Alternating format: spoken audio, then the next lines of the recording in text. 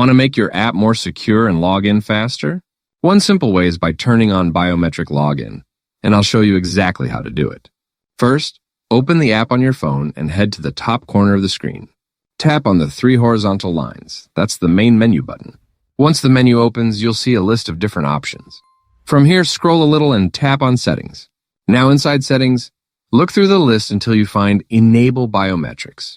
Go ahead and tap on that option. At this point, you'll be taken to a confirmation screen.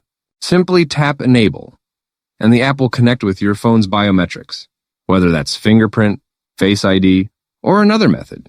And just like that, you've successfully enabled biometric login on your app. From now on, you can log in more quickly and securely without typing your password every single time.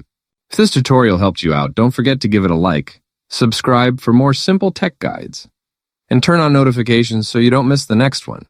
Thanks for watching, and I'll see you in the next video.